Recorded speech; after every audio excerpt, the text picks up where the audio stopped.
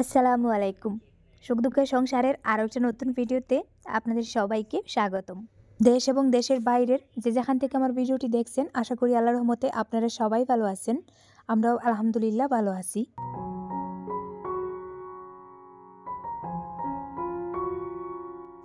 খুব সুন্দর একটা কুয়াশা ভেজা সকাল।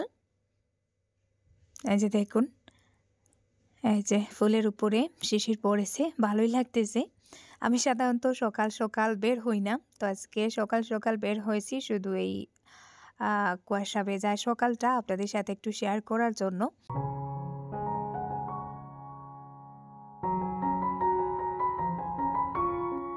এখন বাজে সকাল 7টা।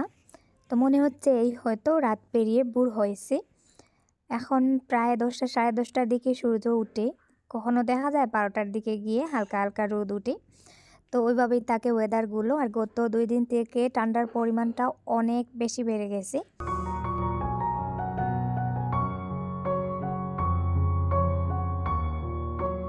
করে এসে একটু চা বসালাম, আর ওইদিকে অন্ধকারের মধ্যে চাটা করতেছি। বাইরে কুয়াশার কারণে জানালাটাও এখনও বন্ধ আছে, আজকে আর খুলিনি, রোদ ওঠার পরে খুলবো।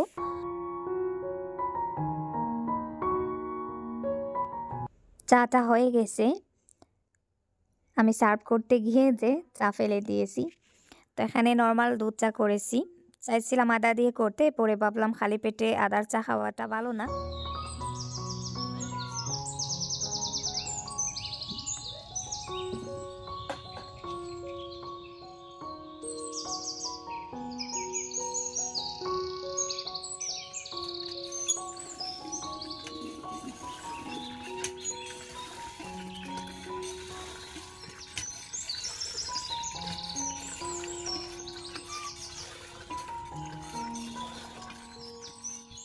চা খাওয়া শেষ করে চলে এসেছি গার্ডেনে, একটু কাজ করব। তো এখানে পানির মধ্যে একটু ইউরিয়া সার গুলে নিলাম। তো আমি গার্ডেনে যে সবজির চাষ করি, ওই জায়গাতে অন্য কোনো ধরনের সার ইউজ করা হয় না, শুধুমাত্র গোবর সার। আর গাছগুলো বেড়ে ওঠার জন্য মাঝে মধ্যে একটু ইউরিয়া সার পানিতে গুলে গাছের থেকে অনেকটা দূরে দিয়ে দেই, যাতে মাটিগুলো সারপূর্ণ হয় আর গাছের গোড়ায় না লাগে। ওইভাবে আর কি সাবধানতার সহিত দেই।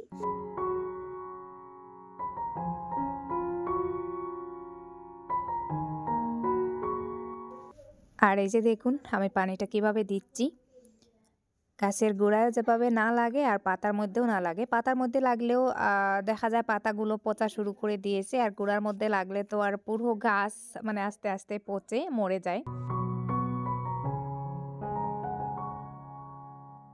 আসলে রাসায়নিক সারটা প্রয়োগ না করাই বেটার, কিন্তু আমার পক্ষে সম্ভব হয় না।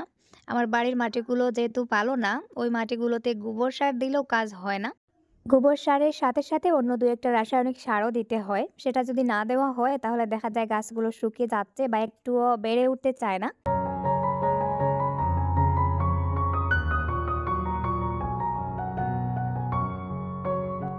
আজকে আমার সেকেন্ড রুমটাতে একটু কাজ করব। ওই রুমটা একেবারে এলোমেলো হয়ে আছে, ওইভাবে আর গুছিয়ে রাখা হচ্ছে না। আর মাঝে মধ্যে আমি ইচ্ছা করেও বেশি একটা গুছাই না, এই টুকটাক কোনো মতেই আর কি গুছিয়ে রেখে দেই।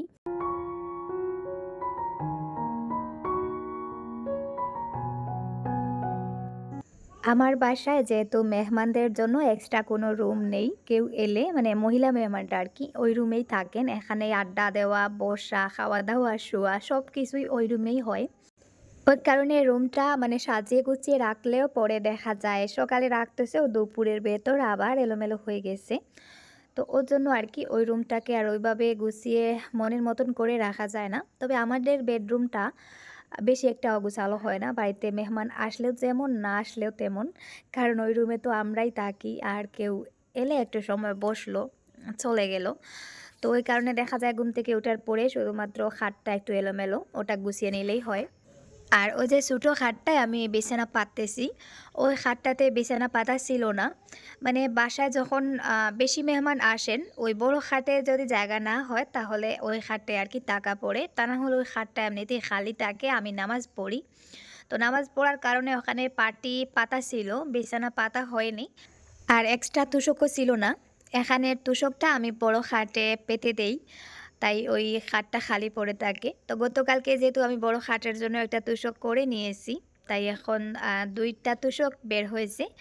ওখান থেকে একটা তোশক পার্মানেন্টলি আমি এখানে পেতে একটা বিছানার চাদর পেতে দিলাম। এতে করে আমি নামাজও পড়তে পারবো। আর হঠাৎ করে যদি বেশি মেহমান আসেন তাহলে মানে ওই খাটে আর কি থাকতে পারবেন। তো যাই হোক আপনারা দেখতে থাকুন। আর আপনাদের কাছে আমার ছোট্ট একটা রিকোয়েস্ট, আপনারা যারা ভুলে যান তাদেরকেই মনে করিয়ে দিচ্ছি। দয়া করে ভিডিওতে একটা লাইক দিয়ে ভিডিওটা কন্টিনিউ করবেন। আর যারা আজকে আমার এই চ্যানেলে নতুন, আমার ভিডিওগুলো ফার্স্ট দেখতেছেন কিন্তু চ্যানেলটাকে সাবস্ক্রাইব করা হয়নি, প্লিজ আমার চ্যানেলটাকে সাবস্ক্রাইব করে দেবেন। এখানে বড় তোশকটাও আমি এই খাটে একেবারের জন্য পেতে দিচ্ছি। মাঝে মধ্যে উঠিয়ে শুকিয়ে নেব আর বিছানার চাদর চেঞ্জ করব। তো আগে খাটটা খালি থাকতো, ২ টা তোশক জোড়া দিয়ে পাততে হতো আর ওই কারণে দেখতে খারাপ লাগতো। তো এখন আর তোশকটা উঠাবো না, এভাবেই পার্মানেন্টলি বিছানা পেতে রেখে দেব। এতে করে দেখতেও ভালো লাগবে আর কেউ আসলে ঝামেলাও কম হবে।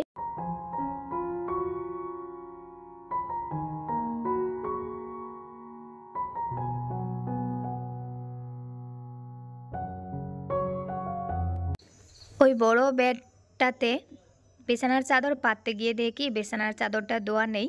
মানে এই বছর আর নতুন করে কোনো বিছানার চাদর কেনা হয়নি, এটা গত বছরের কেনা। তো এই খাটের জন্য ২ টা চাদর ছিল, একটা খারাপ হয়ে গেছে আর এখন ওই একটাই রয়েছে। তো ওটা আপাতত পেতে দেব, তাই ধুয়ে পরিষ্কার করে রোদে দিয়ে দিলাম। শুকানোর পরে পেতে দেব।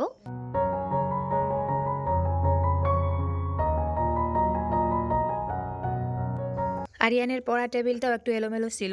পড়া টেবিল বলতে আরিয়ান এখানে পড়ে না, এমনিতেই তার বই খাতা ওইসব রাখা থাকে। তো ওটাতে আবার নতুন করে একটা কভার দিলাম আর আগের কভারটা উঠিয়ে নিয়েছি। আগে এখানে পলিথিনের কভার দেওয়া ছিল, এখন কাপড়ের কভার দিয়েছি। আর সেই সাথে বইগুলো একটু সুন্দর করে গুছিয়ে রাখতেছি। এখানে ইমার্জেন্সি যে বই খাতাগুলো আর কি সব সময় লাগে ওইগুলো এখানে রাখা, আর বাকিগুলো অন্য জায়গায় ড্রয়ারে উঠিয়ে রাখা হয়েছে। তো এখানে আরিয়ানের বাবারও বই আছে, আরিয়ানেরও আছে, শিফারও আছে। তো ওইগুলো ওখানে থাকে, ওখান থেকে নিয়ে নিয়ে আর কি কাজ চালানো হয়।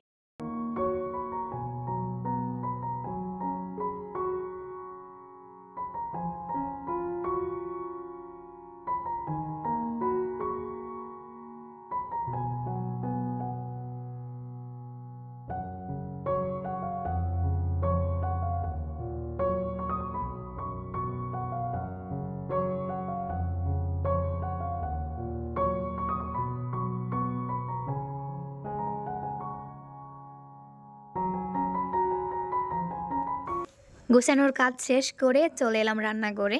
একটা কিছু খেতে মন চাচ্ছে। তো খাওয়ার জন্য ওইভাবে মানে আমার পছন্দের কিছু পাচ্ছিলাম না।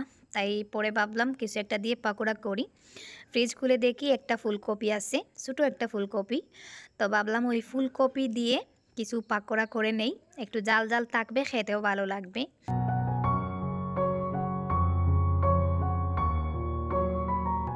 হাতের সাহায্যেই ফুলকপির ফুলগুলো আমি আলাদা করে নিচ্ছি। আর ফুলকপি দিয়ে আজকে আমি ২ ধরনের পাকোড়া রেসিপি শেয়ার করব, তাই ভিডিওটা শেষ পর্যন্ত দেখতে থাকুন।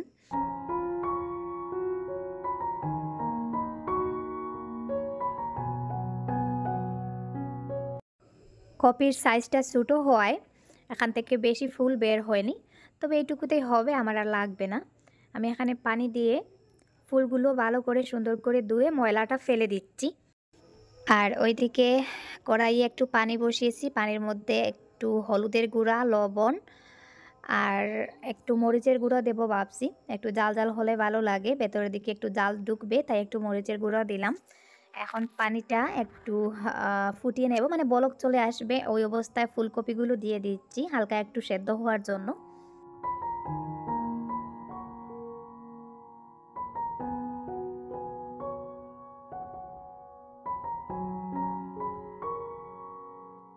কপিটা সেদ্ধ হয়ে গেছে, এই যে এর থেকে বেশি সেদ্ধ করব না, মাত্র ২ মিনিট আর কি আমি জাল করেছি। তো ২ মিনিটে মোটামুটি সেদ্ধ হয়ে গেছে, বেশি নরম হয়ে গেলে কিন্তু হবে না। ওইভাবে ফুলগুলো আস্তে আস্তে থাকবে, ওই অবস্থায় আমি ফুলগুলো উঠিয়ে নিচ্ছি।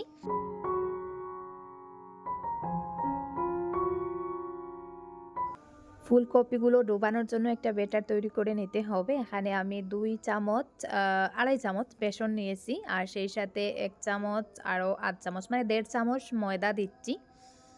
তো ময়দার পরিমাণটা কম হলে ভালো, বেশি হলে আবার পকোড়াগুলো বেশি মুচমুচে হবে না, নরম হয়ে যাবে। তো এখানে হলুদের গুঁড়া, জিরের গুঁড়া, ধনে গুঁড়া, একটু মরিচের গুঁড়া আর 1 প্যাকেট ম্যাগি মশলা দিয়ে দিচ্ছি। আরিয়ান অনেক সময় ম্যাগি খায়, ওকে আমি মশলা ছাড়া ম্যাগি করে দেই, ওই কারণে মানে মশলার প্যাকেটগুলো এক্সট্রা থেকে যায়।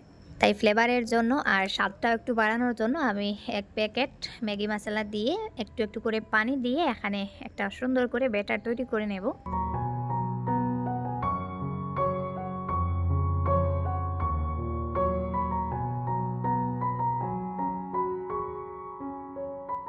ব্যাটারটা প্রায় রেডি হয়ে গেছে। শেষ মুহূর্তে আমি দিয়ে দিচ্ছি ধনেপাতা কুচি। ধনেপাতাটা এখন মিক্স করে নেব।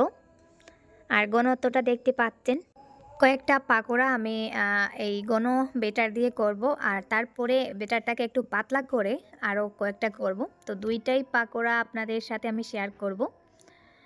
তো গোলাটা রেডি। এখন এই যে ওখান থেকে ফুলকপির একটা ফুল ব্যাটারের মধ্যে এইভাবে ভালো করে ডুবিয়ে তেলে দিয়ে দেব।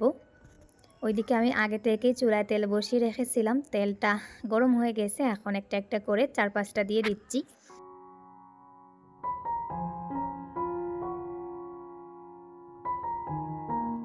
মিডিয়াম আছে চুলাটা রেখে আমি এই যে পকোড়াগুলো ভেজে নিয়েছি, একেবারে মুচমুচে হয়ে গেছে। তো আমি তুলে নিলাম। কড়াইতে অল্প তেল ছিল, তাই আমি একটু কম কম করে দিচ্ছি, আর তেল অ্যাড করতে চাচ্ছি না। তারপরে আমি ওই ব্যাটারটাকে আরেকটু পাতলা করে ফুলকপির ফুলগুলো ডুবিয়ে এখন তেলের মধ্যে দিয়ে দিচ্ছি। ওই পাতলা ব্যাটারের পাকোড়াগুলো ভাজতে সময় একটু কম লেগেছে।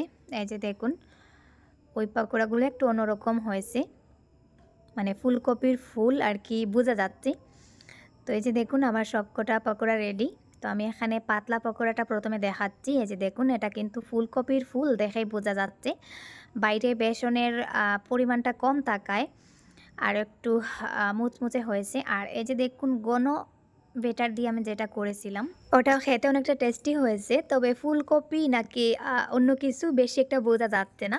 আর পাতলাগুলো ফুলকপির পকোড়া মানে দেখেই বোঝা যাচ্ছে।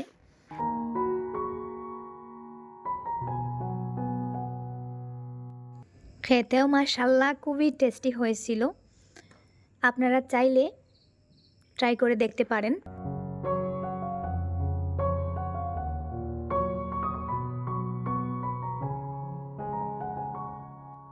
ওই সময়ের মধ্যে আমার এই যে বেডশিটটা শুকিয়ে গেছে।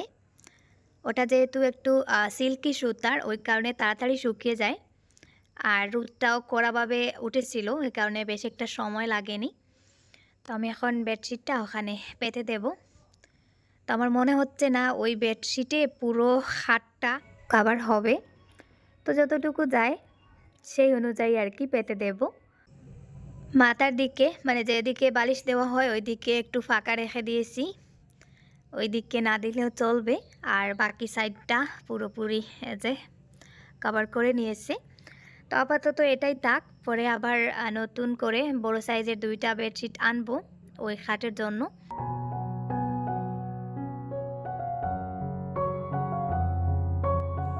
আর এই যে দেখুন আমার ওই রুমের ডিজাইনটা, মানে ওইভাবেই আর কি গুছিয়ে রেখেছি।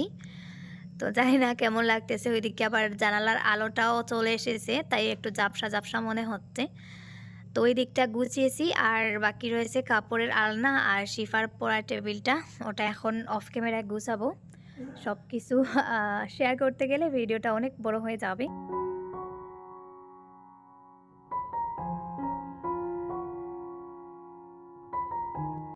ঘর গুছানোর কাজ শেষ করে চলে এসেছি রান্নাবান্নার পর্বে।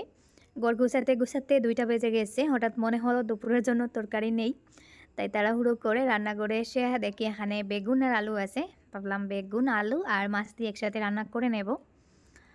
তো আরিয়ানের বাবা স্কুল থেকে এসে আবার খেতে চাইবেন, তাই রান্নাটা তাড়াতাড়ি করে নিতে হবে।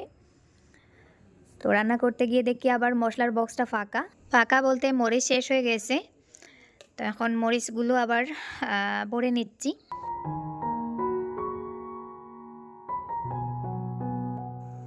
আর কাজ করে, করে আবারও আপনাদেরকে মনে করিয়ে দিচ্ছি, যারা ভিডিওতে এখনও একটা লাইক দিতে ভুলে গেছেন, প্লিজ আপনাদের কাছে রিকোয়েস্ট ভিডিওতে একটা লাইক দিয়ে দেন। একটা লাইক থেকে আমি কোনো টাকা পাই না ঠিকই, তবে একটা লাইক আমার ভিডিওর ইমপ্রেশনটা আরও বেশি বাড়িয়ে দিতে পারে এবং ভিডিওটা নতুন, নতুন আরও অনেক দর্শকের কাছে পৌঁছাতে পারে।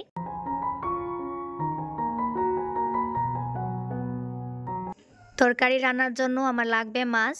মাছটা ফ্রিজে ছিল, আমি ভাবছিলাম হয়তো বরফ হয়ে গেছে। আর বরফ ছাড়াতে, ছাড়াতে আর অনেকটা সময় লেগে যায়। তো মাছগুলো বের করে দেখলাম বেশি একটা বরফ নেই। আমি নরমাল ফ্রিজে রেখেছিলাম, ওই কারণে বেশি বরফ জমেনি। এখন আমি এক চুলায় মাছটা ভাজি করব আর পাশের চুলায় তরকারিটাও বসিয়ে দেব।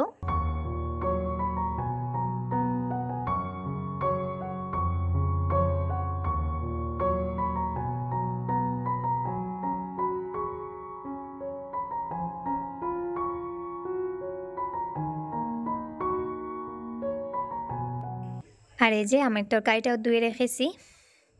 এখানে বেগুনের পরিমাণ কম আছে, আলুর পরিমাণটা একটু বেশি। কড়াইটা বসিয়ে নিলাম, দিয়ে দিচ্ছি তেল। তেলটা গরম হওয়ার আগেই দিয়ে দিয়েছি পেঁয়াজ। পেঁয়াজগুলো ভালো করে একটু ভেজে তারপরে একটু বাটা পেঁয়াজ দেব। তো অনেকেই বলেন, আপু তুমি তরকারিতে বাটা মশলা কেন ইউজ করো না, মানে বাটা পেঁয়াজ। তো আমি একটু পাতলা পাতলা ঝোল বেশি পছন্দ করি, ওই কারণে বাটা পেঁয়াজটা অ্যাড করি না। আজকে আমার আপুদের পছন্দে আমি বাটা পেঁয়াজ দিয়ে তরকারি রান্না করতেছি। আপুদের পছন্দে বলতে সত্যি কথা বলি, আমার ফ্রিজে কিছু পেঁয়াজ বাটা ছিল, ওইগুলো কাজে লাগাতে হবে, তাই ভাবলাম ওই তরকারিতেই কাজে লাগিয়ে দিই।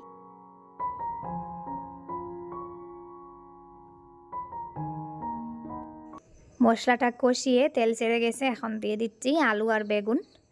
বেগুন আমার অনেক পছন্দের একটা সবজি, আমি খেতে চাই কিন্তু আমাদের গড়ে বেশি একটা আনা হয় না। ওই যে সেদিন 1 কেজি মনে হয় বেগুন আনা হয়েছিল, ওই বেগুন থেকে এখানে 1.5টা বেগুন রয়েছিল, ওই বেগুনটা আজকে রান্না করতেছি। তো আরিয়ানের বাবা বলেন যদি অ্যালার্জির একটু সমস্যা হয় তাহলে বেগুন খেলে নাকি আরও বেশি সমস্যা হয়, ওই কারণেই আর কি উনি বেগুন কিনতেই চান না। তো মাঝে মধ্যে আনা হয়, তাও আমি জোর করে আনাই। তো এই যে দেখুন আজকে বাটা মশলা দেওয়ায় বেগুনটা একটু মাখো মাখো হয়েছে, মোটামুটি কষানো হয়ে গেছে, দিয়ে দিচ্ছি পানি। তো যাই হোক, এটা নর্মাল রান্নাবান্না, বলে বলে দেওয়ার কিছু নেই, আপনারা দেখতে থাকুন। আর সেই সাথে আপনাদেরকে আমি ছোট্ট একটা কথা বলবো, আমি ভিডিওতে ভয়েস দেওয়ার সময় অনেক উল্টাপাল্টা কথা বলে ফেলি, মানে আমার কথাবার্তায় অনেক ভুল হয়, সেটা আমি নিজেই বুঝতে পারি। মানে পরে যদি আমি ভিডিওটা আমার নিজে নিজে বাজাই তাহলে বুঝতে পারি আমি অনেক জায়গায় ভুল করেছি। এটার কারণ আমরা যেহেতু গড়ে সিলেটি ভাষা ব্যবহার করি, আমাদের মাতৃভাষা সিলেটি, আবার স্কুলে ইংলিশ, হিন্দি, বাংলা সব কিছু টুকটাক পড়েছি।